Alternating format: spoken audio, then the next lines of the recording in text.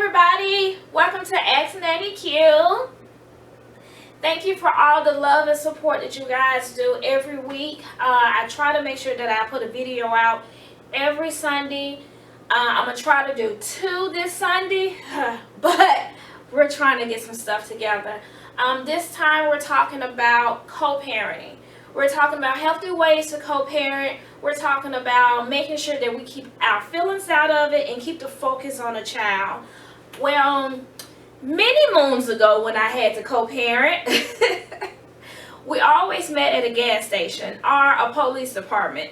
And because I am a single woman traveling to Alabama because the guy who signed their birth certificate lives in Memphis, I tried to make sure that every move that I made with the kids was played out to a certain extent. If we were meeting at the police department, I was able to tell my family where I was going, which is my sisters and my mom.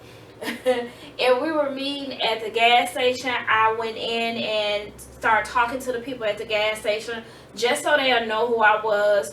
I even went into the police department and met the sheriff, one of the sheriffs there, at the front desk, just so people know who I was. I made sure that I gave them information about my car, my emergency contact, because I was on the highway traveling with 2 kids by myself. Fast forward, it's done and over with, and we made it. My kids tell me now that they really appreciate that I didn't badmouth the guy who signed their birth certificate. I didn't really feel like it was necessary to badmouth somebody because people's actions show. There's no reason to do the back and forth. There's no reason to, tell a kid, well, your mama did this, your daddy did this. Keep your issues out of the kid's ear. Every exchange should be very healthy. You want positive energy. Even though you guys are not together, you still are raising somebody together. So not one person is right and one person is wrong. None of that.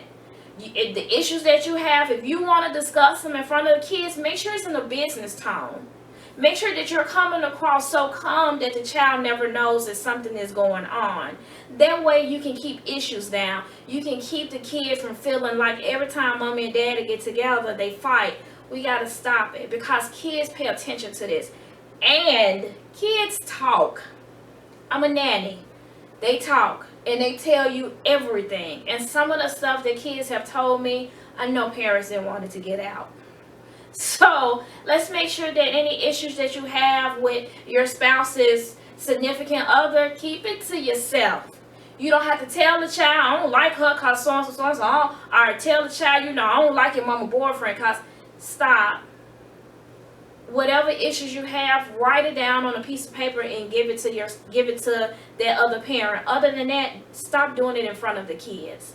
Also, we're not gonna make the kid the messenger. Well, tell your mama this or tell your daddy that. No, we're not doing that.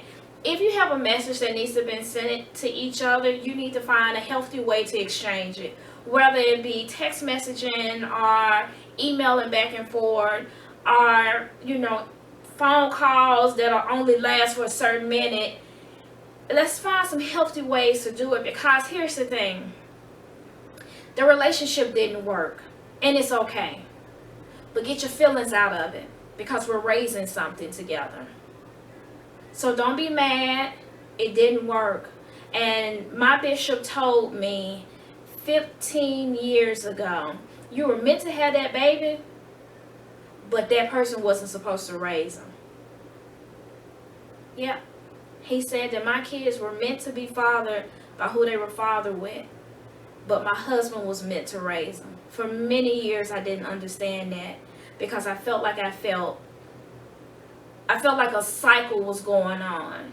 I felt like my dad wasn't around, so now my kids' dad not around. I felt bad that I was like, oh my God. So I was sacrificing myself to have a relationship so my kids could know how it feels to be in a 2-parent household because that's what we're always told, that a 2-parent household is better. That was the worst decision I ever made. I should have been real with myself and kept my focus on my kids. Once I became a single parent and we started the co-parenting thing, Doors started opening, doors closed. We were homeless. We didn't make it, but we made it. We made it. We didn't give up. My kids were always so strong, but I never kept issues. I never told them the issues. And it's so funny because now we were talking, and my son said, I remember we used to live in a hotel, and you used to tell us we're going on a vacation. Yes, because I didn't want them to know that I was struggling, but I didn't have anybody to help. So I would co-parent my way and never said anything. I made sure that everything was me. I was out of my feelings when new people came up.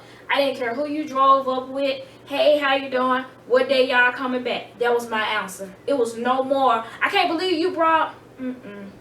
That wasn't my fight anymore. My fight had totally changed, and my focus was just on my kids.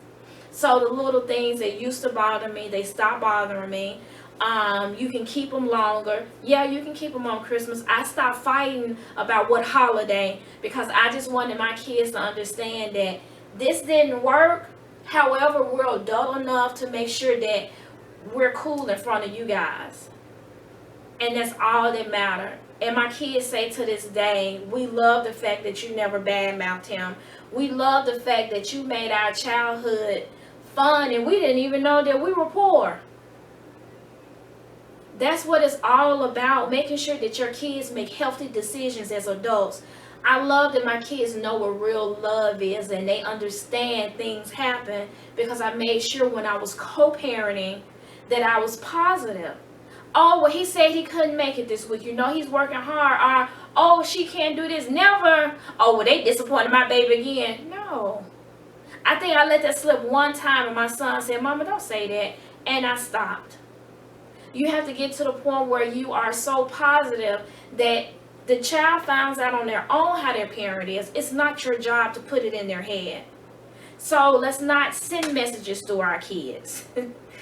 Your mama said this. You tell your dad I said this. Tell your mama I said that. We're not doing that. Let's make sure we keep our issues to ourselves on whoever your ex is dating, that ain't got nothing to do with the kids. Don't ask them, oh, do you like him? Oh, do you like him?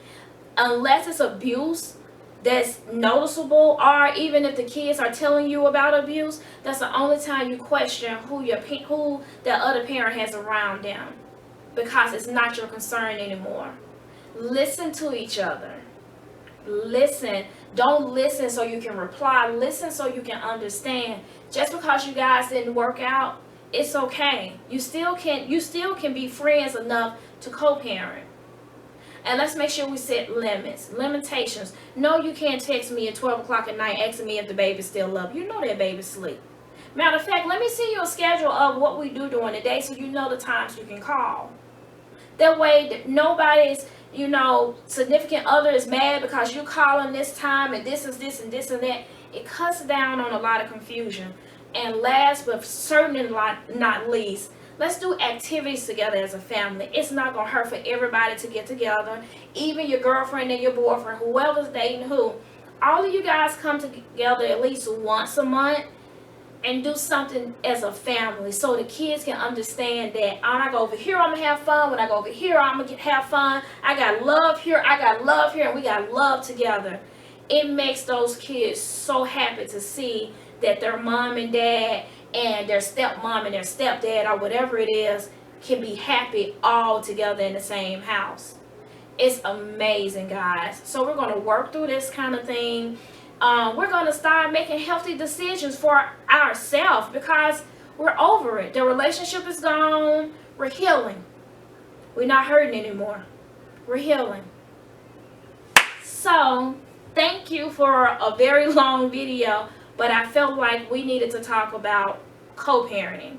If you have any more questions, please make sure to send your questions to asknannyq.com. Also follow us on IG at GigsNCDS. Also